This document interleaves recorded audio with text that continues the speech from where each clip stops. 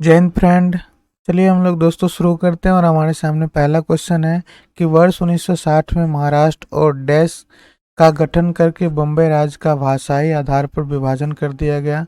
तो दोस्तों भाषाई आधार पर विभाजन किए जाने वाला प्रथम राज्य जो था दोस्तों 1953 ईस्वी में ये था आंध्र प्रदेश। ठीक है दोस्तों। और भाषाई आधार पर जो राज्यों का विभाजन हुआ था उसके अध्यक्ष जो थे दोस्तों वो थे फजल अली।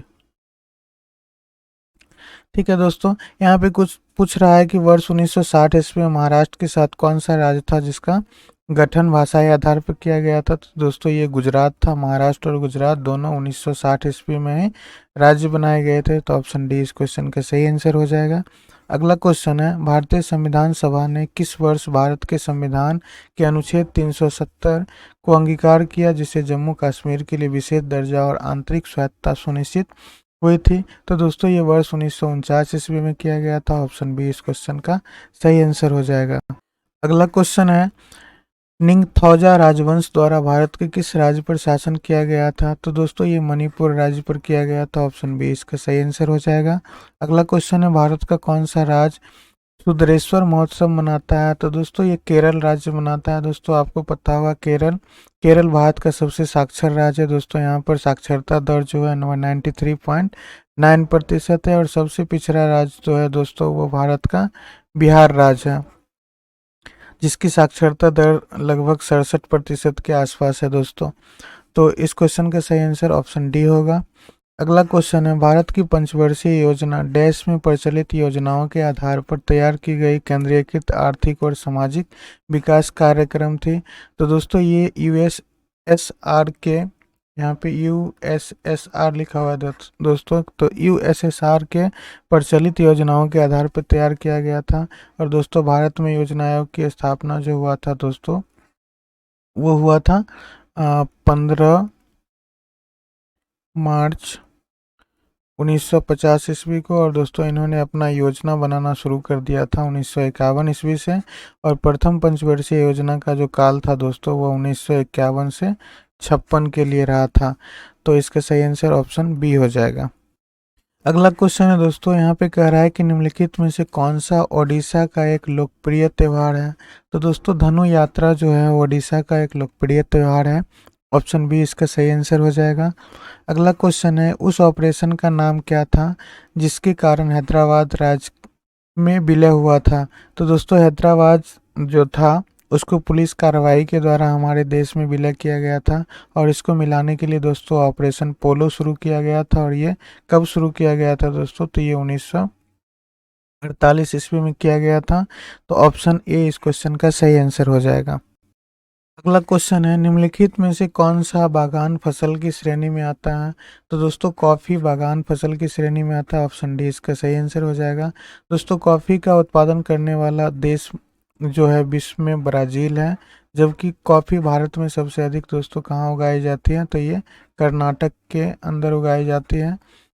अगला क्वेश्चन है दोस्तों कि इम्पेरियल बैंक ऑफ इंडिया के राज्य के स्वामित्व में पारित होने के बाद भारतीय स्टेट बैंक की स्थापना किस वर्ष की गई थी। तो दोस्तों ये 1 जुलाई 1955 ईस्वी को किया गया था। ऑप्शन बी इस क्वेश्चन का सही आंसर हो जाएगा।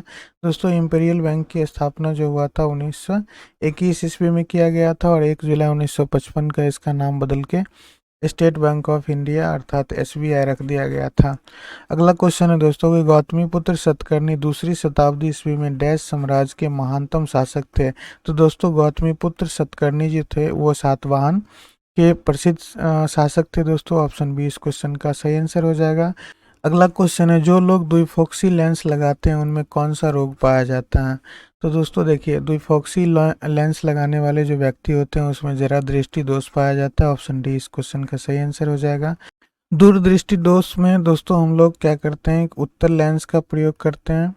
जबकि दोस्तों निकट दृष्टि दोष को दूर करने के लिए हम लोग अवतल लेंस से बने चश्मे का प्रयोग करते हैं। और मौत। अगला क्वेश्चन है इनमें से किस खनिज द्वारा थायरॉक्सिन हार्मोन का संश्लेषण किया जाता है। तो दोस्तों ये आयोडीन के द्वारा किया जाता है। ऑप्शन बी इस क्वेश्चन का सही आंसर हो जाएगा। अगला क्वेश्चन है निम्नलिखित में से किसमें सबसे अधिक मात्रा में स्कर्विक एसिड जिसे हम लोग विटामिन सी बोलते हैं दोस्तों, पाया जाता है। तो दोस्तों विटामिन सी का सबसे अच्छा स्रोत जो है वो होता है आंवला, लेकिन दोस्तों यहाँ पे ऑप्शन दिया हुआ नहीं है आंवला। तो इस जगह पे देखिए गेहूं नहीं होगा, मूंगफली भी नहीं होगा, खजूर भी नहीं होगा, तो दोस्तों अमरूद हो जाएगा। तो ऑप्शन बी इस क्वेश्चन का सही आंसर होगा। अगला क्वेश्चन है, ध्वनि की प्रबलता ध्वनि उत्पन्न करने वाले कंपन के आयाम के डैश के समानुपाती होता है। तो दोस्तों ध्वनि की प्रबलता जो होती है ध्वनि उत्पन्न करने वाले कंपन के आयाम के वर्गमूल के समानुपाती होता है। तो ऑप्शन सी इस क्वेश्चन का सही आंसर हो जाएगा। अगला क्वेश्चन है दोस्तों कि मेंडलीव की आवर्त सारणी के अनुसार कार्बन का परमाणु क्रमांक कितना है। तो दोस्तों आपको पता होगा कार्बन C6 हम लोग लिखते हैं, तो कार्बन की परमाणु संख्या 6 होती है। ऑप्शन ए इस क्वेश्चन का सही आंसर हो जाएगा। दोस्तों कार्बन के दो अपरूप होते हैं, जिसमें एक होता है हीरा और दूसरा होता है दोस्तों ग्रेफाइट। जिसमें ग्रेफाइट जो होता है दोस्तों वो विद्युत का सुचालक होता है, जबकि दोस्तों हीरा जो होता है वो विद्युत का कुचालक होता है। इसके साथ ही दोस्तों हीरा दुनिया का सबसे कठोरतम पदार्थ की श्रेणी में भी आता है। अगला क्वेश्चन है, एवीज गर्म रक्त वाले जीव होते हैं और उनका दिल डैश होता है। तो दोस्तों एवीज वर्ग के अंतर्गत सारे के सारे पक्षियां आते हैं, और पक्षियों में हृदय जो होते हैं वो 4 कक्ष वाले होते हैं। अगला क्वेश्चन है दोस्तों यहाँ पे कह रहा है कि निम्नलिखित में से कौन सा अराजुकी संघ जिसे नॉन कॉर्डेट्स के अंतर्गत नहीं आता है। तो दोस्तों यहाँ पे ध्यान रखिएगा, कशेरुकी जीव जो होते हैं वो नॉन कॉर्डेट के अंतर्गत नहीं आता है। तो ऑप्शन ए इसका सही आंसर हो जाएगा। अगला क्वेश्चन है दोस्तों, क्वेश्चन कह रहा है कि निम्नलिखित में से किसमें वायरस का लक्षण होने की ज़्यादा संभावना नहीं है। तो दोस्तों यहाँ पे ध्यान दीजिएगा, ये वायरस जो है ये कंप्यूटर के वायरस के बात किया जा रहा है दोस्तों। तो यहाँ पे कह रहा है कि किस में वायरस के लक्षण होने की ज़्यादा संभावना नहीं होती है। तो ध्यान दीजिएगा दोस्तों कि मौजूदा प्रोग्राम फाइल या आइकन गायब हो जाना है, तो ये वायरस के लक्षण हो सकते हैं। वेब ब्राउज़र कोई असामान्य होम पेज खोल देता है, ये भी वायरस के अटैक होने के चांस होते हैं। स्क्रीन पर असामान्य संदेश या चित्र दिखे, तो दोस्तों ये भी इसके संभावना हो सकते हैं। लेकिन दोस्तों CD रोम काम करना बंद कर दे तो ये ज़रूरी नहीं है कि इसमें वायरस ही आया होगा। तो ऑप्शन बी इस क्वेश्चन का सही आंसर हो जाएगा। अगला क्वेश्चन है, कंप्यूटर का प्रयोग करते हुए सामानों का खरीद बिक्री करना संभव बनाता है। तो दोस्तों खरीद बिक्री ऑनलाइन जो हम लोग करते हैं इसे हम लोग ई-कॉमर्स के नाम से जानते हैं। तो ऑप्शन बी इस क्वेश्चन का सही। अगला क्वेश्चन है कि निम्नलिखित में से कौन सा वर्तमान में चल रहे प्रोग्राम का आइकन डिस्प्ले करता है जिस पर क्लिक करने से विंडो ऊपर आ जाता है। तो दोस्तों इसे टाइटल बार के नाम से जानते हैं। ऑप्शन सी इसका सही आंसर हो जाएगा। जिसमें दोस्तों मेन्यू दिखाया जाता है उसे मेन्यू बार। तो दोस्तों कंप्यूटर स्क्रीन के जस्ट नीचे जो एक पट्टी दिखाई देती है दोस्तों उसी उसी को हम लोग टास्क बार के नाम से जानते हैं। और टास्क बार के ऊपर जो एक पट्टी दिखाई देती है दोस्तों, जिसके अंदर आप जूम देखते होंगे, वहाँ वो जो पट्टी होता है दोस्तों उसको हम लोग स्टेटस बार के नाम। अगला क्वेश्चन है दोस्तों यहाँ पे कह रहा है, विंडोज़ में डिलीट की गई फाइल चली जाती है। तो दोस्तों आपको पता होगा, कंप्यूटर आप प्रयोग करते होंगे तो आपको पता होगा कंप्यूटर में जो भी फाइल या डेटा को हम लोग डिलीट करते हैं दोस्तों वो कहाँ रहता है। तो वो रिसाइकल बिन के अंदर रहता है। और जब हम रिसाइकल बिन से डिलीट कर देते हैं दोस्तों तो इसे रिकवर कर पाना हमारे लिए मुश्किल होता है। तो ऑप्शन ए इस क्वेश्चन का सही आंसर हो जाएगा।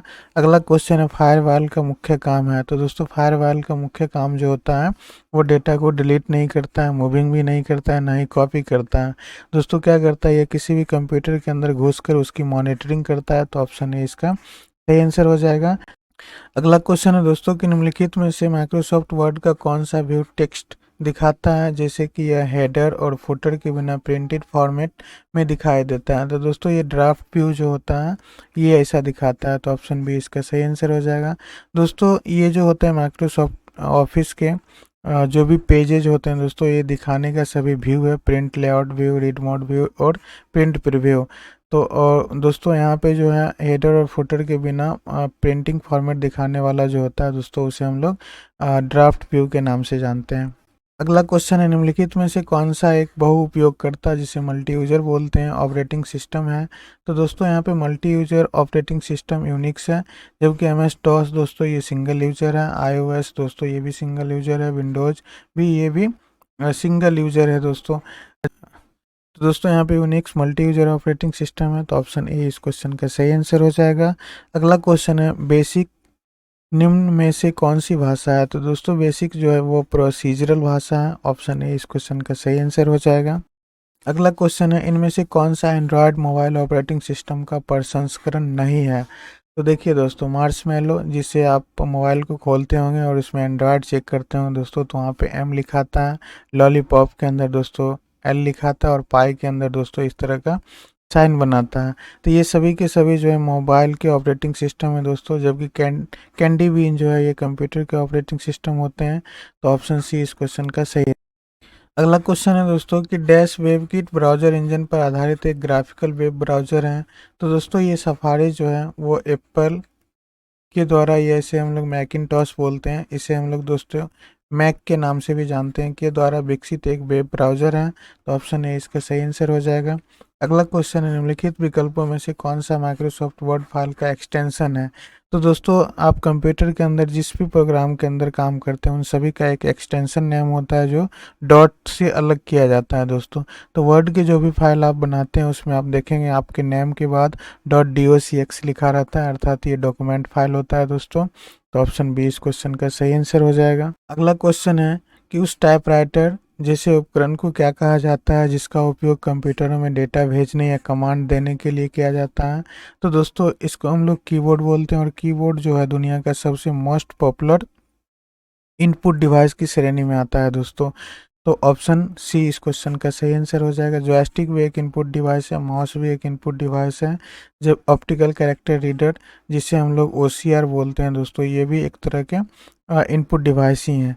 अगला क्वेश्चन है, वर्म WRM का पूर्ण रूप क्या होता है? तो दोस्तों इसका पूर्ण रूप होता है राइट वंस रीड मैनी, अर्थात हम एक बार लिख सकते हैं और कई बार उसको पढ़ सकते हैं। तो ऑप्शन डी इस क्वेश्चन का सही आंसर हो जाएगा। अगला question, Unix MS DOS Linux इनमें से किसका उदाहरण है? तो दोस्तों ये सभी के सभी ऑपरेटिंग सिस्टम के उदाहरण है। ऑप्शन बी इस क्वेश्चन का सही आंसर होगा।